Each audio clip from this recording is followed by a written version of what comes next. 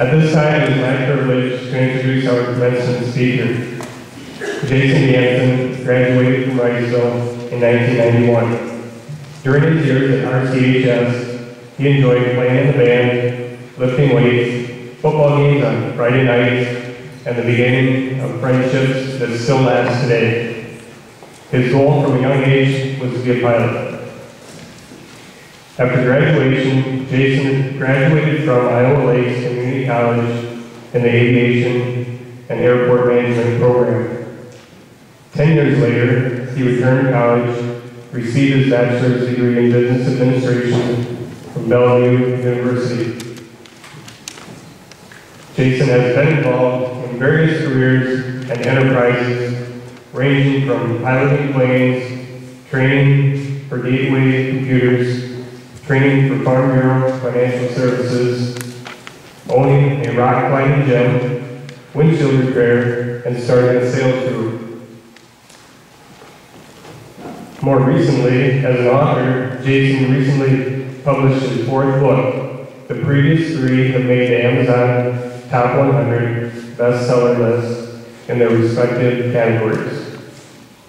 Jason currently works from home as a full-time author and stay-at-home dad in Brandon, South Dakota. Jason is accompanied here today by his wife Shauna and their 2 children, Kate and Ava. Please join me in welcoming Jason Gansen back to Riceville.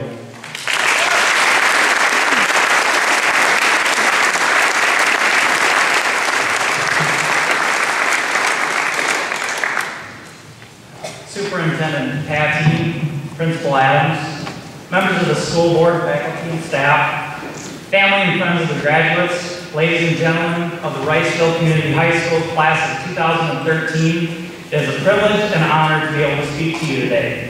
Where are you from? Where are you going? It's hard to believe it's been 22 years since I was sitting in your seats, looking up at the speaker, eyes glazed over, hoping the speech didn't last longer than my attention span.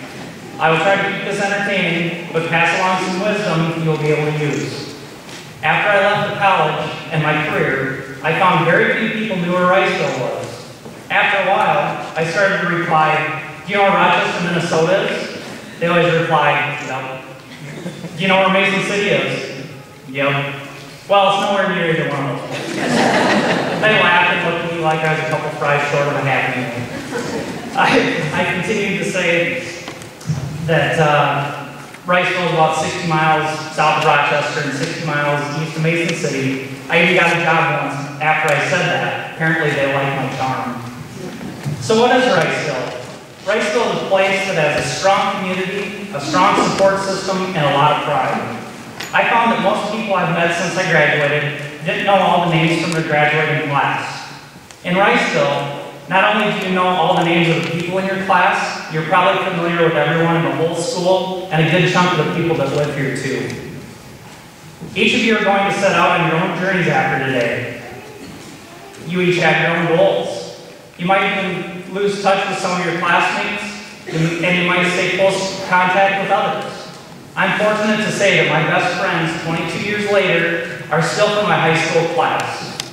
It's up to you what happens to your relationships, but I have found that because you are from Riceville, you probably developed a bond with your classmates, the school, and the community.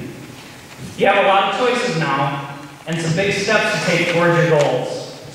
What does it take to get to your destination from here? Some of you may not even know what that destination clearly is yet. That's okay. I'm not going to tell you what you should do or what your goals should be, but hopefully I can shed some light on how to get there. So what does it take to be successful to achieve your goals? If you were the kid in the back of the class, praying you wouldn't get called on, but you always wanted to teach, move past your shyness, change your approach, and conquer your fears. If you were told you couldn't be in the military for some reason, change your approach and try a different branch, or try to get involved in another way. If you were told you didn't have enough money to pay for higher education, change your approach and find a way. If you were an average student and people said you're not smart enough to be an engineer or a doctor, follow your dream and change your approach. You might have to study harder. Maybe you could join a study group or get a tutor. When I went to college, I was told only 50% of the class would finish the flight program. So I changed my approach, and I was one of 4 that graduated out of the class of 24. Each time an obstacle comes between you and your dreams and goals, change your approach, look at the issue in a different way, and find a solution. If you want something bad enough, there is always a way. Henry Ford said, obstacles are those frightful things that occur when you take your eye off the goal. Once you know what your goal is, don't let anything or anyone stand in your way. Don't ask yourself, can I accomplish this goal, but how can I accomplish this goal?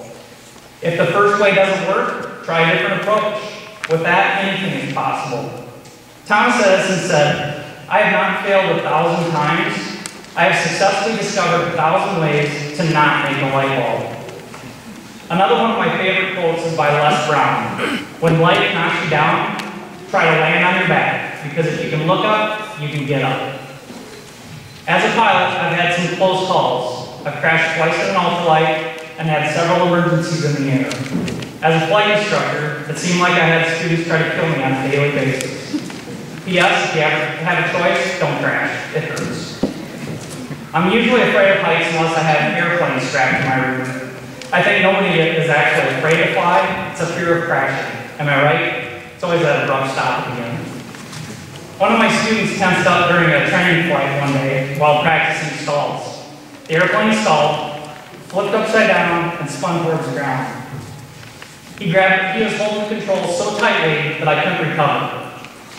I almost backhand punched him to the face, but I figured if we lived, I didn't want to explain to the dean of the college why my student had a black eye.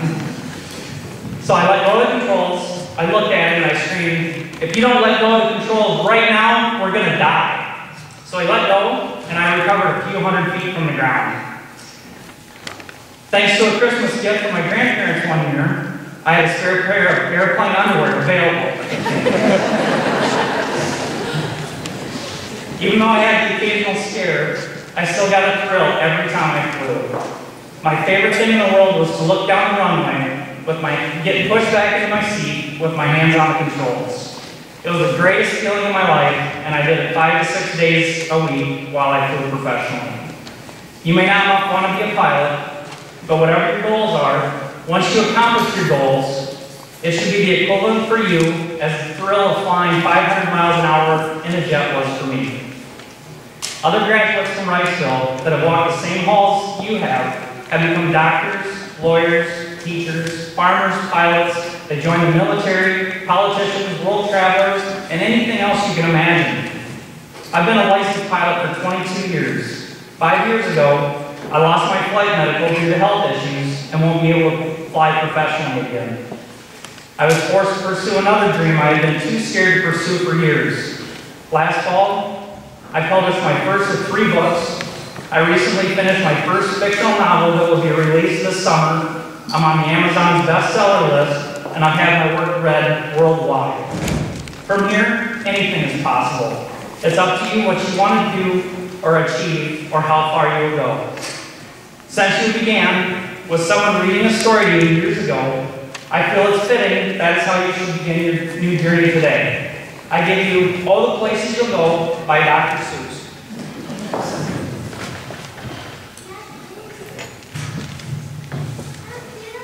Congratulations, today is your day. You're off to great places, you're off and away. You have brains in your head, you have feet in your shoes, you can steer yourself any direction you choose. You're on your own, and you know what to do, know what you know, and you are the guy who will decide where to go. You'll look up and down streets, look them over with care. About some you will say, I don't choose to go there. With your head full of brains and your shoes full of feet, you're too smart to go down any not so good street. And you may not find any you'll want to go down. In that case, of course, you'll head straight out of town. It's opener there in the wide open air. Out there things can happen and frequently due to people as brainy and footsie as you. And when things start to happen, don't worry, don't sue. Just go right along. You'll start happening too. All the places you'll go, you'll get on your way up. You'll be seeing great sights. You'll join the high flyers who soar to high heights. You won't lag behind because you'll have the speed. You'll pass the whole game. You'll soon take the lead. Wherever you fly, you'll be the best of the best. Wherever you go, you will top all the rest. Except when you don't, because sometimes you won't. I'm sorry to say so, but sadly it's true that bang-ups and hang-ups will happen to you. You can get all hung up in a prickly perch, and your game will fly on to be left in the lurch. You'll come down from the lurch with an unpleasant bump, and the chances are then that you'll be in a slump. And when you're in a slump, you're not in for much fun. Unslumping yourself is not easily done. You will come to a place where the streets are not marked. Some windows are lighted, but mostly they're dark. As a place you could sprain both your elbow and chin. Do you dare to stay out? Do you dare to go in? How much can you lose? How much can you win? And if you go in, should you turn left or right 3/4, or maybe not quite? Or go back around, or go around back and sneak from behind? It's simple, it's not, I'm afraid you will find, for a mind-maker-upper to make up his mind. You can get so confused that you'll start to race down long wiggled roads at a breaknecking pace, and grind on for miles across weirdish wild space, headed, I fear, toward a most useless place, the waiting place, for people just waiting. Waiting for a train to go, or a bus to come, or a plane to go, or the mail to come, or a rain to go, or a phone to ring, or the snow to snow, or waiting for a yes or a no, or waiting for their hair to grow. Everyone is just waiting. Waiting for the fish to bite, or waiting for the wind to fly a kite, or waiting around for a Friday night, or perhaps for their Uncle Jake, or a pot to boil, or a bed or break, or a string of pearls, or a pair of pants, or a wig with curls, or another chance. Everyone is just waiting. No, that's not for you. Somehow you'll escape all that waiting and staying. You'll find the right places where boom bands are playing. With banner flip flapping, once more you'll ride high, ready for anything under the sky, ready because you're that kind of a guy. Oh, the places you'll go, there is fun to be done, there are points to be scored, there are games to be won. And the magical things you can do with that ball will make you the winningest winner of all. Fame, you'll be famous as famous can be, with the whole wide world watching you win on TV.